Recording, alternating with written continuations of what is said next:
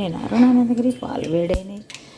ఇక ఈరోజైతే చాలా రోజుల తర్వాత బియ్యపు రవ్వ ఉప్మా వేస్తున్నా. వెల్లుల్లిపాయలు,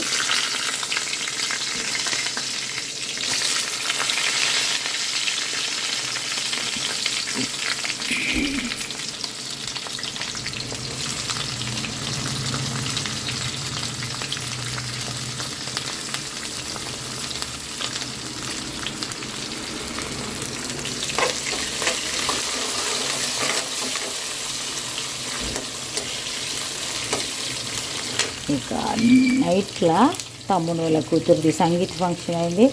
వచ్చేసరికి దాదాపుగా 1:32 అయినట్టున్నది. ఇక ఈరోజు కార్తీక దీపారాధన చేయాలి. తెల్లవారిన తర్వాతనే పూజా రూమ్లో దీపారాధన చేసిన.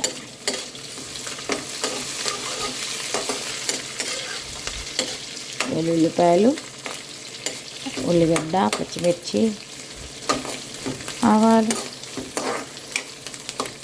ఇలా జీలకర్ర వేయం. మనం జీలకర్ర వేస్తే వేరే ఫ్లేవర్ ఉంటుంది. ఇక బియ్యపు రవ్వ ఉప్మా అంటే చాలా పాతకాలం నుండి కూడా తెలంగాణలో ఎక్కువ మార్నింగ్ బ్రేక్ఫాస్ట్ చేసే ఆచారం లేకుండే.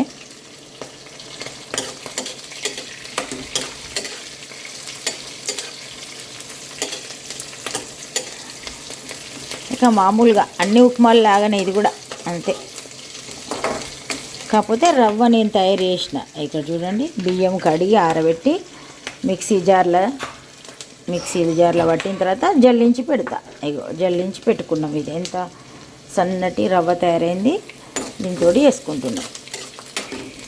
అప్పుడప్పుడు ఎప్పుడు చేయాలనిపిస్తే చేస్తా ఒక్కోసారి. ఇక టైం ఉంటే ఈ రవ్వల నూనె పసుపు కూడా కలుపుతా. ఇప్పుడు అంత టైం లేకుండే, అందుకని డైరెక్ట్ ప్యాన్లోనే వేస్తా. బియ్యపు రవ్వ ఉప్మా అంటే జనరల్గా క్రీమ్ కలర్ లాగా వస్తుంది. ఇక చూడండి, ఇంతే పసుపు వేసినాం. తర్వాత రవ్వ వేస్తున్నాం. రవ్వ వేసి నూనె మామూలుగా ముంబై రవ్వ కలిపినట్టే మళ్ళీ యాడ్ చేస్తా. టైం ఉండేది ఉంటేనే ముందు కలిపి పెడతా. కాకపోతే ఇప్పుడు యాడ్ చేస్తా.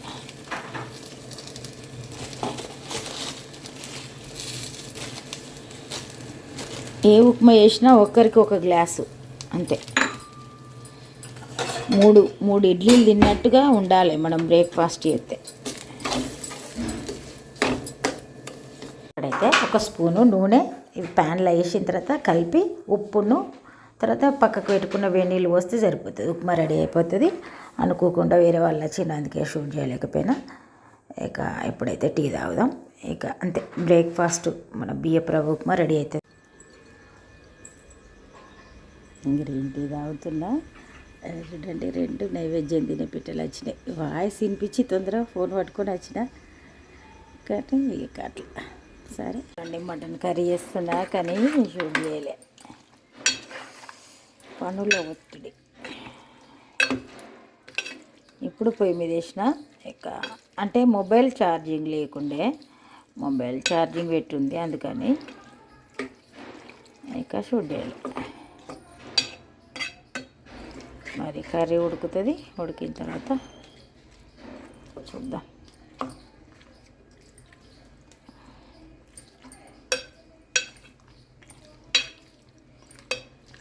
మూత పెడదాం.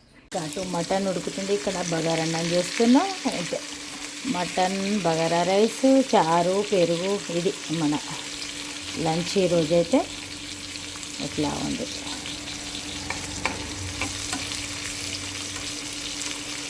తెలంగాణలో నాన్ వెజ్ తోటి బగారన్నం తినడానికి ఇష్టపడతారు చాలామంది. మంచి కాంబినేషన్ కూడా బాగుంటుంది. ఇక ఇప్పుడైతే నేను నాన్ వెజ్ తింటలేను. ఆయన అంతకుముందు కూడా కొంచెమే తింటుంటే, బాగా ఇష్టంగా తినుడు కాకుండా జస్ట్. కాకపోతే ఇక ఇప్పుడు అది కూడా లేదు. వద్దనుకొని నేను తినడం అయితే ఇప్పుడు లేదు. అయినా కానీ పిల్లల కోసం చేయాల్సిందే కదా, చేస్తున్నా. మంచి కమ్మటి స్మెల్ అయితే వస్తుంది. అంటే కమ్మటి అని అనద్దేమో, కాకపోతే తినాలని ఇచ్చలేదు. దాని మీద ఇంట్రెస్ట్ లేదు, తినాలని ఆశ లేదు. కాకపోతే మీకు చెప్పడానికి చెప్తున్నా. ఇంకా ఈ టైంలో చూసిందంటే కంపల్సరీ లంచ్ ఎప్పుడు తిందామని అనిపిస్తుంది. ఎందుకంటే కొన్ని సంవత్సరాల నుంచి ఇదే మెథడ్ ఫాలో అవ్వకుంటూ చేస్తున్నా, అందరూ పర్ఫెక్ట్ ఉందంటారు కాబట్టి చెప్తున్నా.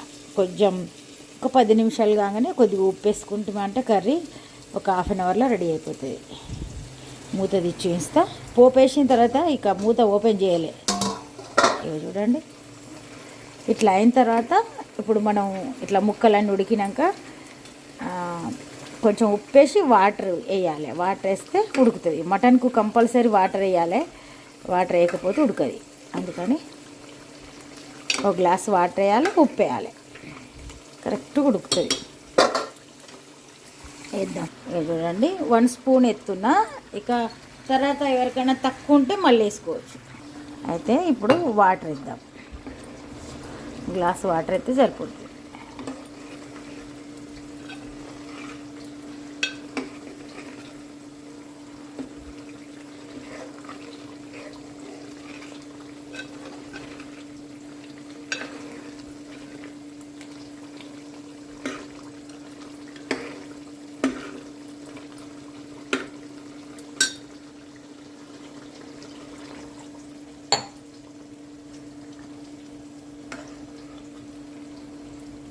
ఇక హాఫ్ అన్ అవర్లో మన కర్రీ రెడీ అయిపోతుంది. దీనిలో ఇంకేం మసాలా వేయద్దు. చాలా ఎక్కువ మొత్తంలో అల్లం పేస్టు, అల్లం వెల్లుల్లి వేసిన తర్వాత స్పైసెస్ వేసిన కాబట్టి సూపర్ కాంబినేషన్. అయితే దీనికి కాంబినేషన్ బగారా రైస్ ఉంది కాబట్టి పర్ఫెక్ట్ ఉంటుంది. 100% సూపర్ కాంబినేషన్లో రెడీ అయిపోతుంది. ఇక నేను 2 ఆలు కర్రీ చేసుకోవాలి, 2 ఆలుగడ్డలతోటి.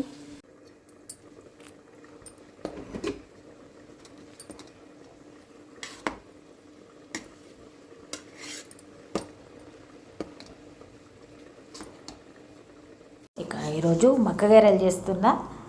ఇక ఇప్పుడు ఏం లేదు, మామూలుగా గారెలాగా ప్రెస్ చేసుకొని డీప్ ఫ్రై చేయడమే, అంతే. Simple process. చేసేద్దాం మరి. ఇక మంచి గోల్డెన్ బ్రౌన్ అయ్యేదాకా కాల్చుకుంటే సరిపోతుంది. అయితే స్లో ఫ్లేమ్లో కాలవాలి, లేకపోతే పైననే కలర్ వస్తుంది, లోపల ఉడికి. అందుకని మంచిగా స్లోగా చేయాలి. మన మక్క గారెలు అయితే రెడీ అయినాయి. ఇప్పుడు టీ తాక్కుంటూ మరి మక్క గారెలు స్టడీస్కి వెంటనే రావాలి కదా, నేను రాలేదు. బాయ్.